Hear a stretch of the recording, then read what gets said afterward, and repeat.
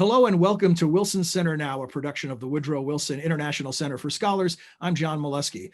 Thanks for joining us for this very special edition of Wilson Center Now. It's a real treat for me because I get to welcome back one of my all-time favorite fellows from the Wilson Center. She is Colonel Eries Mentzer, who now serves as commander of the 42nd Air Base Wing at Maxwell Air Force Base in Alabama.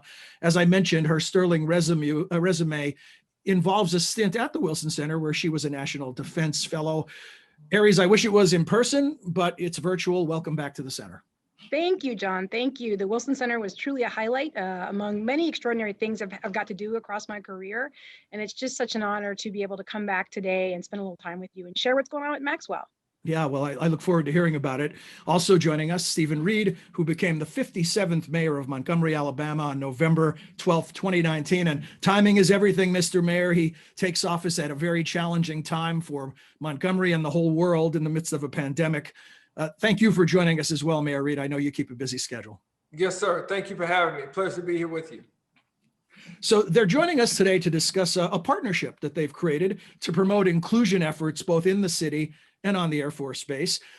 Before we delve into the specifics of what you're working on, I want to take a moment. You know, it's Black History Month, and Colonel Mentzer pointed out to me as we were speaking before coming on the air that the day we're recording happens to be the 108th birthday of Rosa Parks, which is great symbolism. And so I wanted to ask both of you a question about both the honor and privilege and burden of being a first. Eries, the first African-American woman to command Maxwell. Mayor Reed was Montgomery County's first African-American youngest elected probate judge, and then also became Montgomery's first African-American mayor. So I want to ask each of you about not just the honor that comes with that distinction, but also if you feel any of the burden of history as part of that mix. Eries, we begin with you? Absolutely, John. Thank you so much. You know, it is an incredible honor to command a base in our United States Air Force.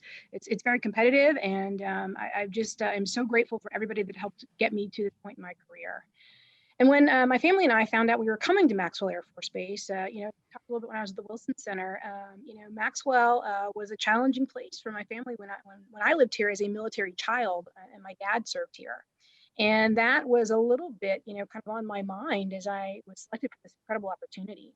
And the weekend that my boss had shared the good news that I would be the base commander here in Montgomery, I went to one of the things my mother constantly talked about when we lived here and throughout my life, and that was the story of Rosa Parks. And, you know, just a phenomenal woman who had come from Montgomery, Alabama. And I read her autobiography. And for the first time, when I read that autobiography, I realized that Rosa Parks had served here on Maxwell Air Force Base. In 1941, she worked in our base hotel. And her husband, Raymond Parks, he worked here in our barber shop. And on this base, behind the fence line of what was then called Maxwell Field, they experienced inclusion. Our public spaces were integrated, our transportation was integrated, and they saw something here that wasn't available to them outside of our gates because of Jim Crow laws.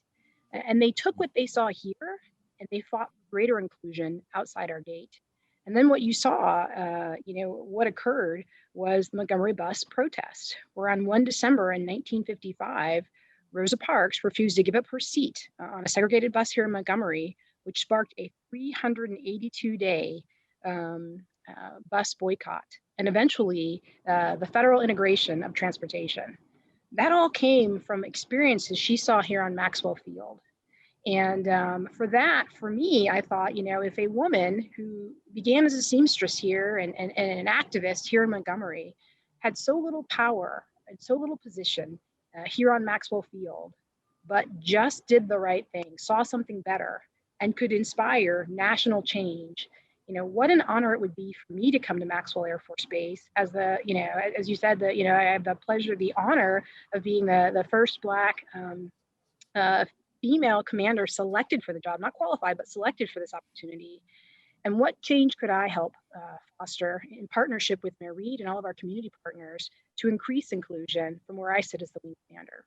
So, you know, what I focus on here is, you know, really bringing forward all of those stories that led to the opportunity for me to serve here today, and use those to motivate myself and my airmen of how we can, one, just bring about change for our United States Air Force, but also in doing so, increase inclusion for our United States Air Force.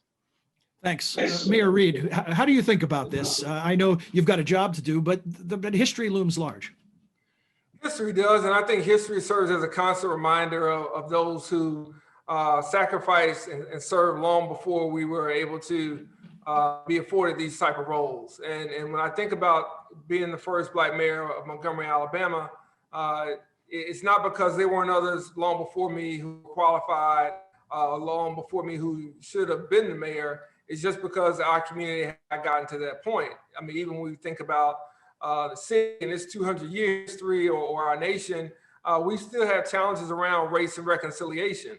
And so it's one of the things that I think when you're in a leadership position like mine, that you have to consider, how do you take the history, understand it, but not necessarily allow it to make the decisions for you going forward. You don't want it to be such a weight that you can't have progress, but it's one of the things that you want to be a reminder and something you want to be grounded in. And I think that's important when we think about Mr. and Mrs. Parks, when we think about the modern day civil rights movement and what's even come forward since those times. And so sitting in this office and having the opportunity to bring a different perspective and to bring a different lens to issues that face not only Montgomery, Alabama, but our state and this nation, it's something that I treasure. It's something that I'm humbled by. And it's something that I understand comes with a sense of responsibility beyond just doing the job. And those are things that whether you're first, 50 years ago, and those who integrated schools, those who integrated universities, certainly the military, or you're still a first, whether it's regarding race or gender or anything else along those lines now, we understand that there's a different level of expectations that comes along with that. And I think for many of us, that's why we want to break that ceiling. That's why we want to break through those doors, is to make sure that while we may be the first, we certainly aren't the last, and that we create the type of change that allows others behind us to benefit and to have those opportunities that maybe some before should have had but didn't. The power of symbolism and that history provides is represented in the proclamation that you made during the December 1st event at Maxwell Air Force Base, where the sculpture of Rosa Parks was unveiled. And I just want to tell our viewers, it's a terrific ceremony. And if you'd like to see it, you can find it on the Maxwell Air Force Base Facebook page. But if you look behind Colonel Mentzer over her left shoulder, you will see a framed copy of that proclamation. Mayor Reed, tell us about the proclamation you made and how you used the 382-day framing device and applied it to this effort right now. Well, we thought it was important to be a partner with Colonel Mentzer and what her idea and vision was of how to honor Mrs. Parks, but also to make sure that it wasn't just in the sculpture, but to make sure it was in the programming, to make sure it was involved in the culture, and to partner our men and women who serve in our armed services with the men and women who live in Montgomery every day, who don't know a lot about our military and who may not know exactly what goes on the Air Force Base. And so for us, it was a tremendous opportunity, not only to recognize the Parks' presence on the military base, what they took away from that and how they contributed that to their leadership and their activism here in the city, but also how we could continue to highlight these areas of change, highlight areas of opportunity, and highlight areas of reconciliation over the course of the same amount of days that those who walked during the Montgomery bus boycott did. And so that allows us to have educational partnerships, allows us to have information that we can share with one another. And the collaboration, I think, between the city government as well as the citizens of Montgomery and the Air Force Base is one that we think will benefit everyone.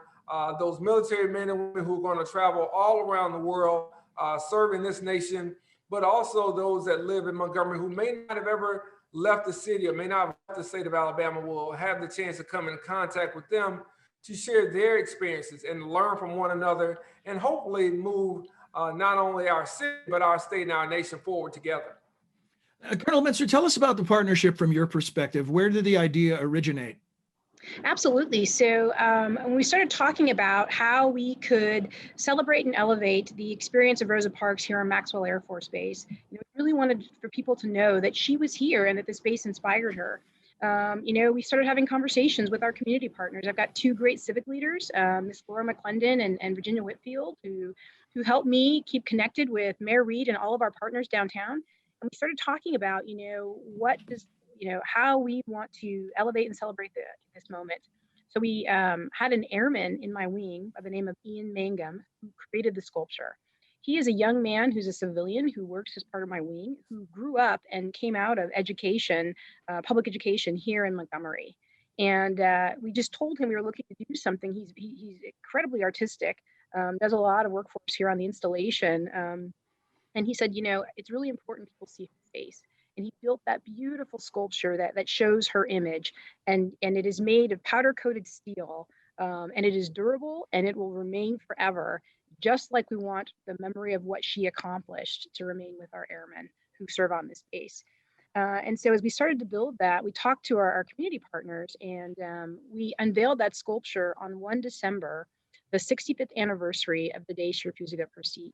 And we thought about, as we talked about that Montgomery bus boycott and it being 382 days, Mayor Reed and I both saw this as an opportunity for us to really come together for those 382 days and focus on how can we improve inside the gate and outside the gate working together. There's always opportunities for growth. And so on the base, I stood up what I call my Freedom to Serve champions. That's a team of individuals who are named after the 1950 Freedom to Serve report, the report that President Truman commissioned after he integrated the armed forces to establish our founding ideals as a fully integrated force. That's where we got the name from. And those champions are working with Mayor Reed's cultural advisor, as well as several partners outside the gate to really look at opportunities where we can grow inclusion together. Because, members serve on this military base. The majority of people that the majority of people that work on Maxwell Air Force Base and Gunter Annex live in the Montgomery community. And so we want to look at opportunities where we can, maybe connect the base better with, or connect the community better with the base, and then really look at opportunities to grow the community and the base together. So when we're talking about the barriers that need to come down still in the year 2021, I think, a lot of us have been frustrated by the fact that we certainly acknowledge the progress that has been made, but we've seen some things in recent times that remind us that there's still a long way to go. Specifically, could both of you talk about what are some of the specific barriers that you're focused on and what are some of the remedies?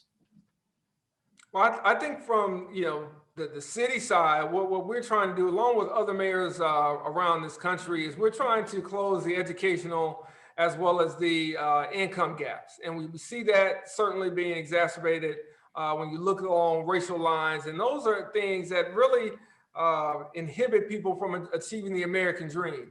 And we want to make those opportunities more accessible for everyone. But certainly when it comes to people of color, we know that there are challenges there. And here in Montgomery, we recently passed an investment referendum in our public schools for the first time in 50 years. And so we've been woefully underfunding our public schools, but we were expecting to get miracles out of that. And one of the things that we had to share with many leaders, as well as the residents here, is that, what you get into it is what you put out, is what you get out of it. And it's just like anything else. And for years we had we've kind of gone by a low-cost leader mentality.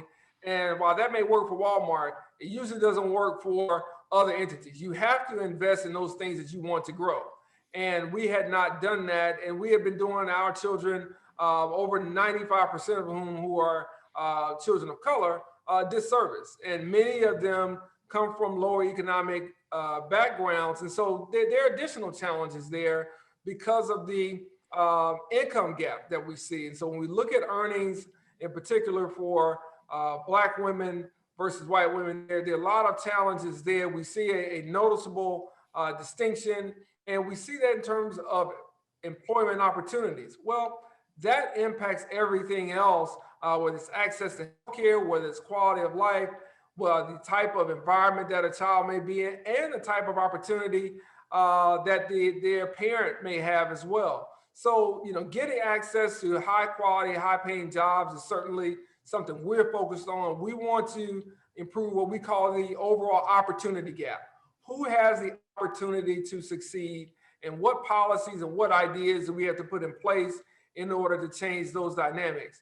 And whether it's here in Montgomery, or if it's Birmingham, Alabama, or other cities, not only across the South, but across this country, that's what a lot of my colleagues as mayors are working on. And certainly that has been a high priority for me. And we believe that we have to, have a sense of truth and honesty around how the system got to be what it is in order to get out of the current status that we're in. But you have to have that level of truth to it. And for most people, we kind of want to have the healing without the atonement. And it's hard to have that. You have to acknowledge some of the challenges and what led you to the particular situation in order to improve it. We have to learn from that. And as a mayor, those are some of the tough conversations we're having with our business leaders. Those are tough conversations we're having with our faith and community leaders. And then for us, what we have to do is to go out and implement those things on a policy basis that make not only the city of Montgomery a better place for our men and women in uniform, but we want to make this a better place for everyone that lives here, regardless of their zip code, regardless of their last name or their socioeconomic status. And we have to be bold enough and be willing enough to put those measures in place so that people can see changes, they can see improvement, and they then can have hope that the next day will be better for them and for future generations. Eries, the military has a reputation for being ahead of the curve compared to the general population when it comes to integration, and yet still barriers remain. Give us a sense of what they are in 2021. So, I just want to first comment a little bit on your question that the mayor answered. And Sure. So for, how do we get started? And one of the first things I did when I took command here at Maxwell Air Force Base was I went down to the Equal Justice Initiative and met with Mr. Brian Stevenson, who is the founder and director. He's a partner both with the base and with the city. And I sat down with him and said, you have a record of performance locally, globally on how to increase inclusion. And we want to partner with you. So we signed on Mr. Stevenson as our formal inclusion advisor for the wing. For Maxwell Air Force Base. And so he is connected with my Freedom to Serve champions. He's come out to the base, he sat down with us, he's had some conversations with us about how to get started. And that getting started is listening, is the first step. And so my Freedom to Serve champions, what they are engaged with, as we kicked off this partnership in December, we're about a month in now, about 2 months in, they have moved out on having listening sessions on the installation, and essentially giving people a safe space to come forward and share their story and help us identify barriers that are in our way, that are in their way, so that myself and my command chief, Chief Morgan, can get after it. And if there are things that extend beyond the gate, those are things we can partner with Mayor Reed on. And so for us, it's been really these first 2 months just getting after what are some of those things that are in your way, that are barriers, so that we can move out. So I've got my Freedom to Serve champions having those listening sessions, and then they meet with Chief Morgan and I and highlight things that we can get after, or think maybe Chief Morgan and I need to go to a higher level to get after. So that's really the first step. Right now, it's those listening sessions and trying to bring people together to understand perspectives, and then hear about kind of what are some things we can adjust to really get to that feeling of a fully inclusive force. Larger, you probably saw where the Air Force did a review on racial disparity among the forces. They published that report back in December. Shared that report out across the installation, and we're taking a look at some of the things that were identified there to figure out, hey, what is it we can get after here where we sit to really increase inclusion across the installation. Just today we saw the Secretary of Defense at his level, he had announced a stand down to look at, inclusion across the forces. And so to do that here upcoming in the next few days. And so, our Air Education and Training Center commander, General Webb, one of the things I love is he does these listening sessions online.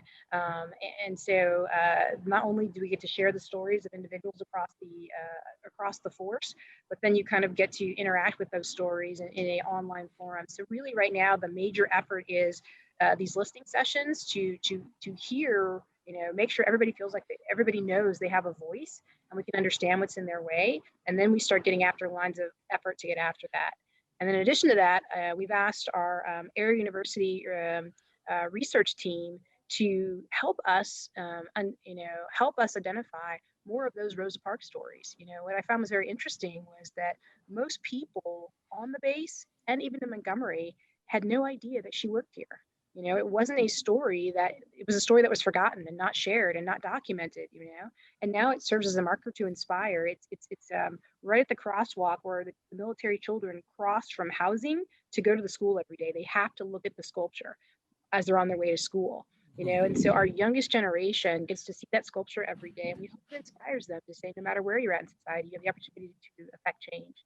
And so we've asked them to uncover more stories like that, and we're going to announce a few more coming up here soon of people that made change larger than just here at Maxwell Air Force Base, that did so working here. And we want to put up more of those markers so that to inspire future generations of people of really little power or proximity or position were able to achieve so much.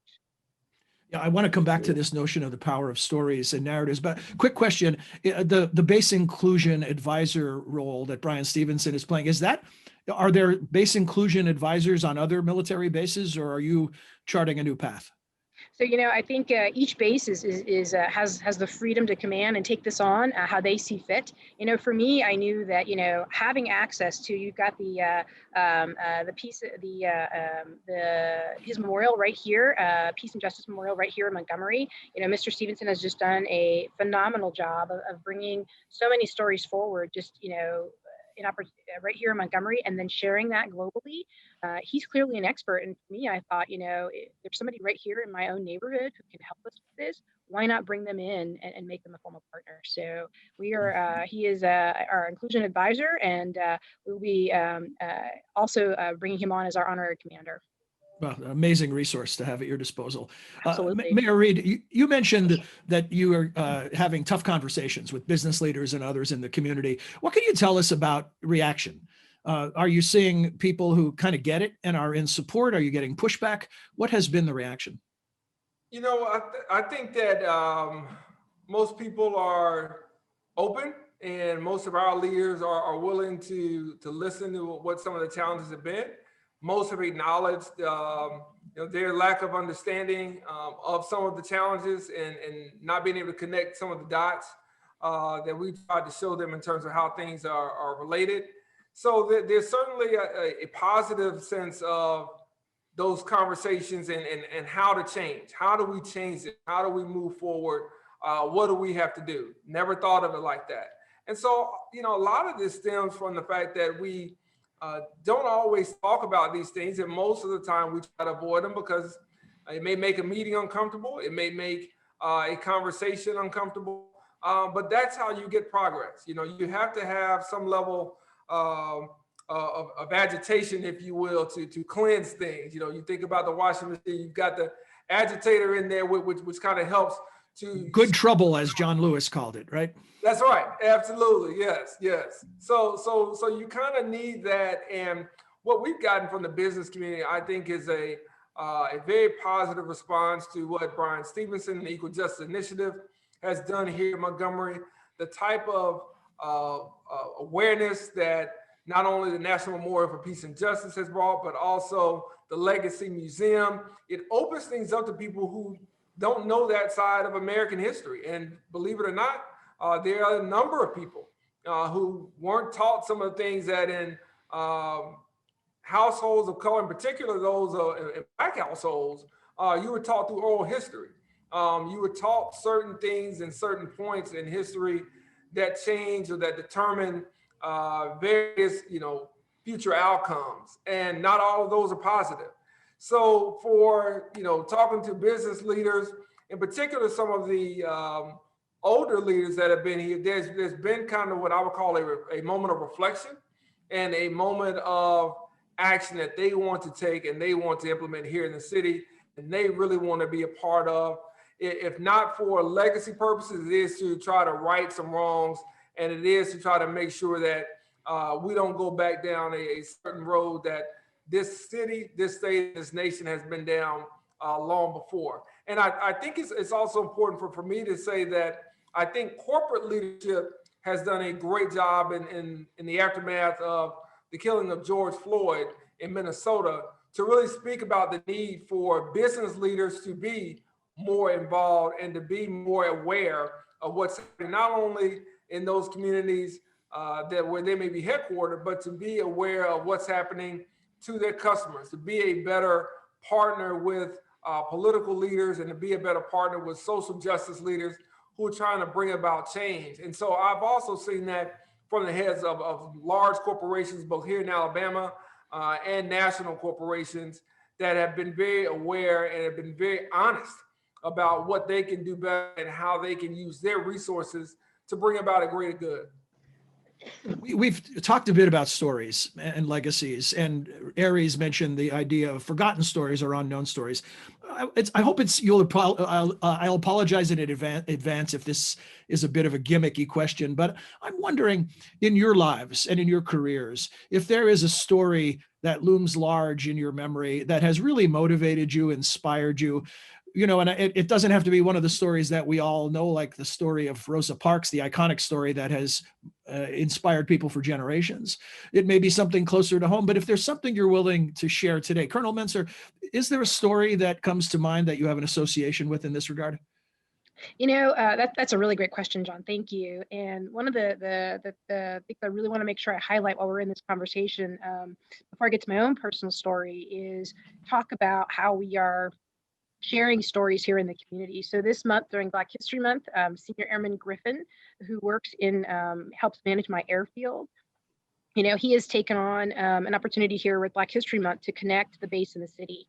So he essentially has gone out and captured all of the opportunities to go and visit historical markers on the Civil Rights Trail here in Montgomery. And then he made it into a riddle where he is sharing it with people across the base. And then you have to solve the riddle and then go visit the location and then send it back into to say that to show that you were there. And the whole goal of that, Airman Griffin, he said, hey, I would like to lead, an opportunity during Black History Month. And I said, he came in and he briefed me on Chief Morgan, my command chief, and I on the idea. And we said, absolutely go for it. And so his whole idea was to get people on the base to go off the base and visit, Martin Luther King's home that was bombed here, right here in Montgomery, to go visit Dexter Baptist Church, where they held a lot of the meetings to plan the civil rights movement, to all of those sites that are right here in Montgomery that we don't even realize are outside our gate. Here at Maxwell Air Force Base, you bring in, for your officers and your enlisted, multiple levels of professional military education.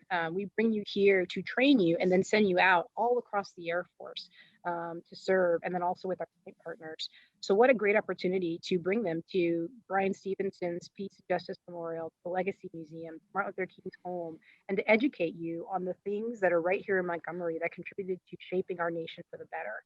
Yeah, fantastic. And so I really just am excited about and this is just airmen, realizing how they can make a difference while they serve here. So I'll give the mayor a chance to share his story first, and then I'll come back. I think that I'm inspired just by the story of Black people in this country, and the long arc that we've traveled here, in particular from 1619 all the way through.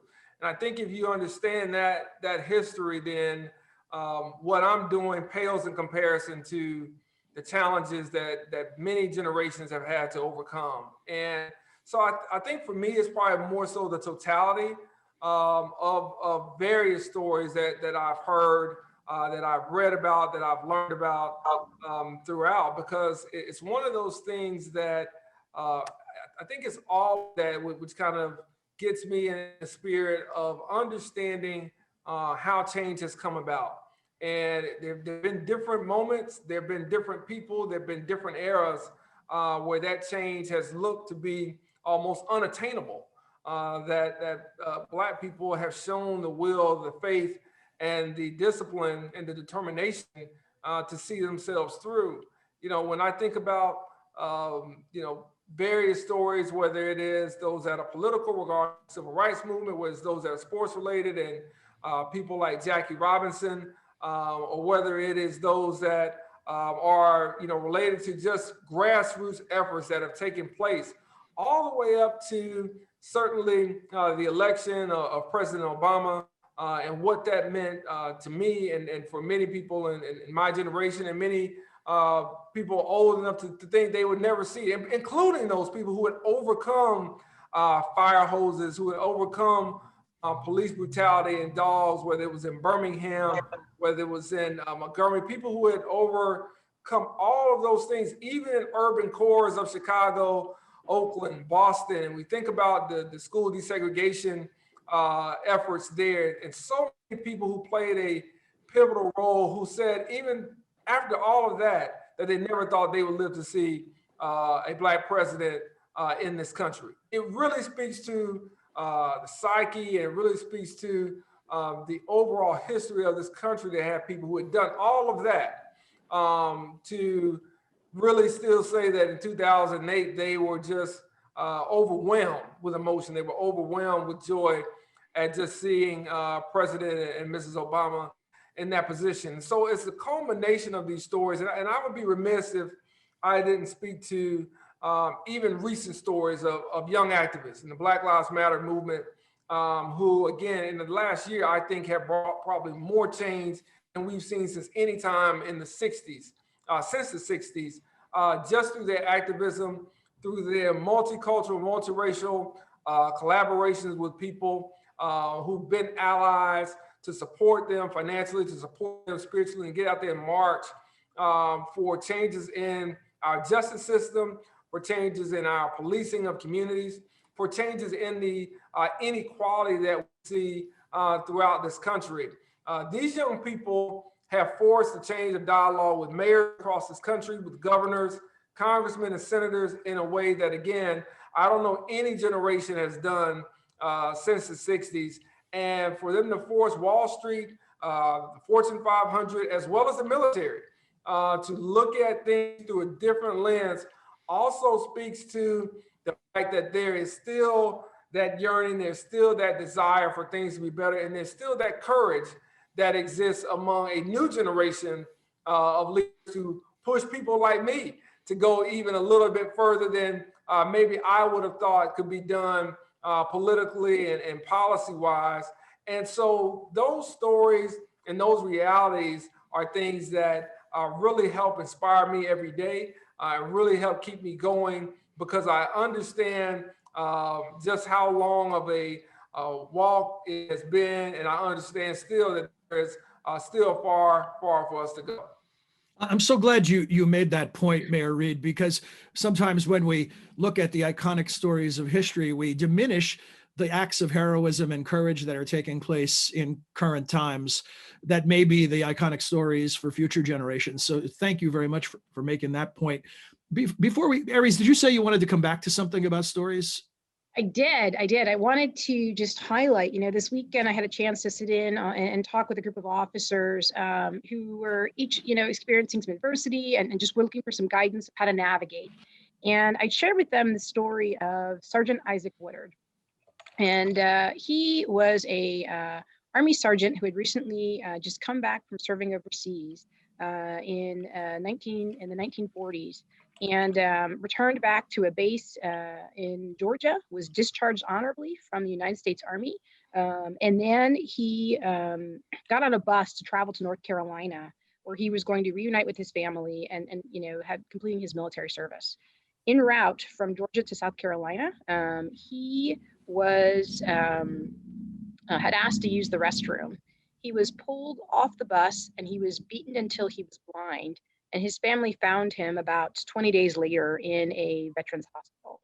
That story made it all the way up to President Truman, and he was horrified that a member in full military dress could be publicly beaten, and to the point that he was blinded for something as simple as asking to use the restroom. It's a great book. It's called The Blinding of Sergeant Isaac Woodard by Richard Gergel.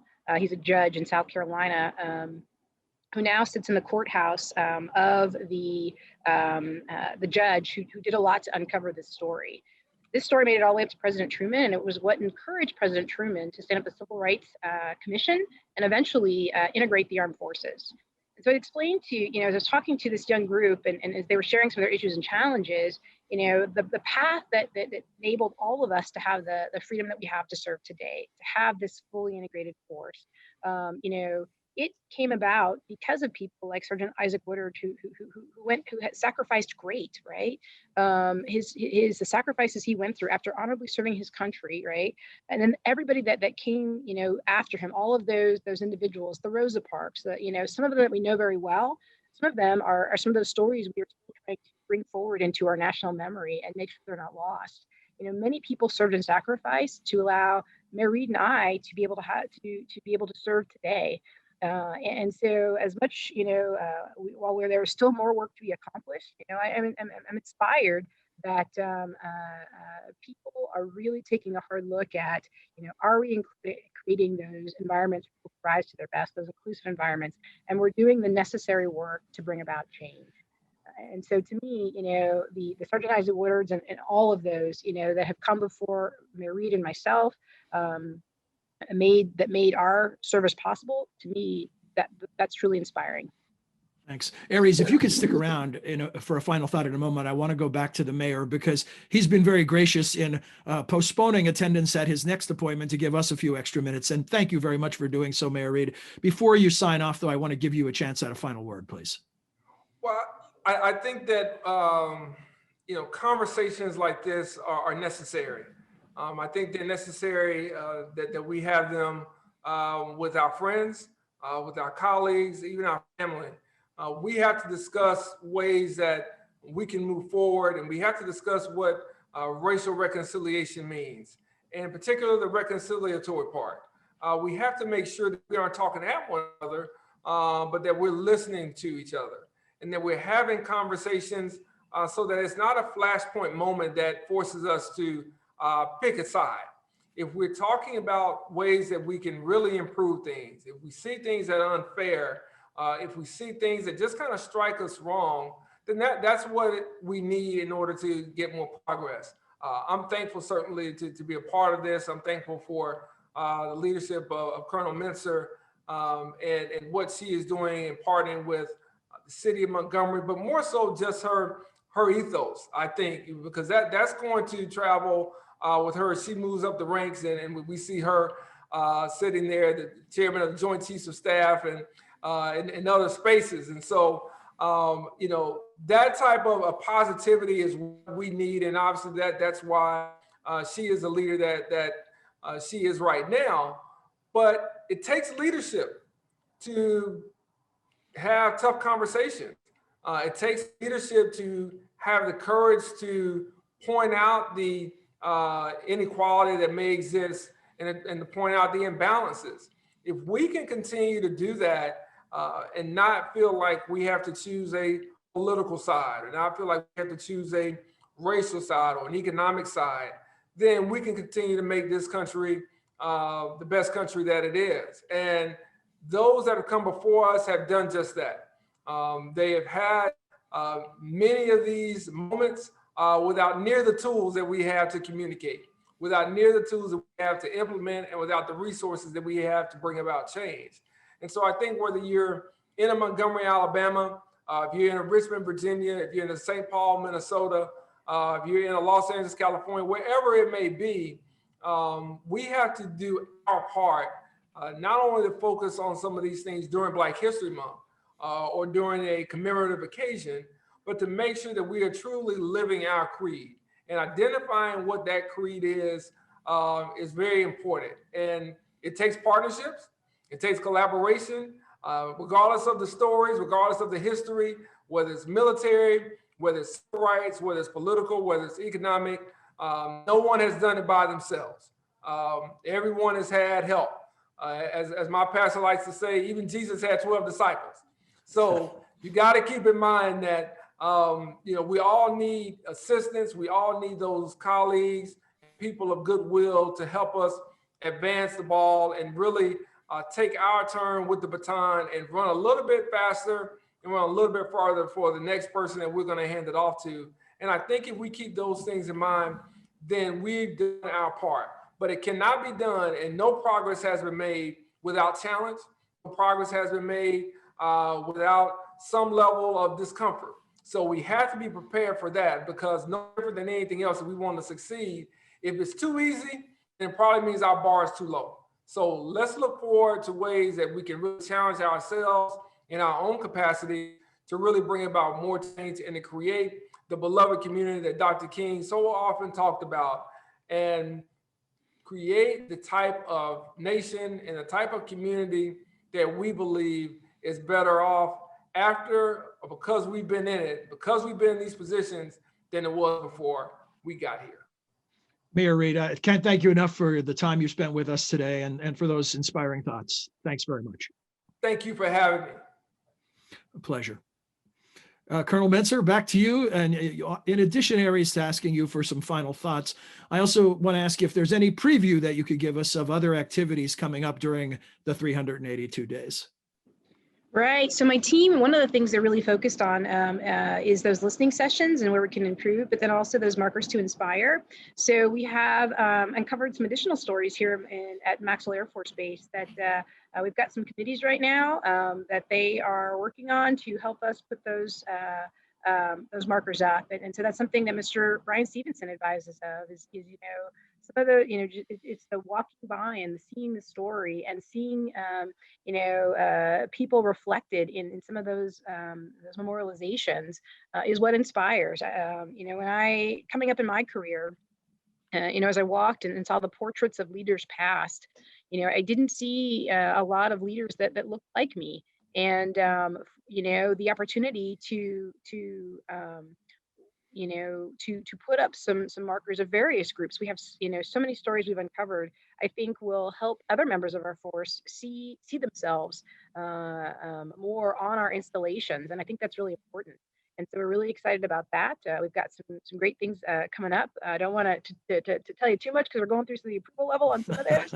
But the important thing is that, just like Senior Airman Griffin, who, he said, hey, I want to do this because I see a great opportunity to connect Maxwell and Montgomery and educate a little bit more for all of our personnel that are here on the base about what really is in our own community right outside the gate. I thought was just extraordinary. I really did. Well, Eries, those of us who had the pleasure of working with you at the Wilson Center know what a dynamo you are, and it's really impressive to see your work. Congratulations on your latest initiative. We look forward to see what you're going to be doing next. Thank you so much. This has just been an incredible honor just to be able to reconnect with the Wilson Center. As we move forward, just like Mayor Reed said, I think that all of us just want to do our part to build upon those that came before us and leave it even better for those that follow.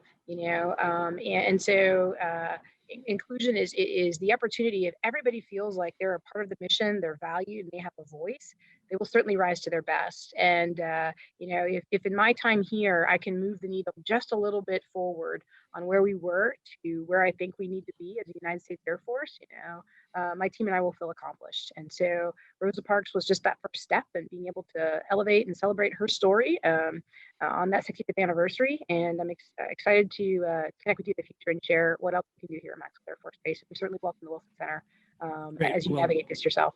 We want you to come back and tell us about the new things that happen as well. I'd love to. Excellent. Thanks, Eries. I can't thank you enough for today, and congratulations and continued success to you and Maxwell Air Force Base. Thank you, John. Thank you. We hope that you enjoyed this special edition of Wilson Center Now and that you'll choose to join us again soon. Until then, for all of us at the Wilson Center, I'm John Molesky. Thanks for being here.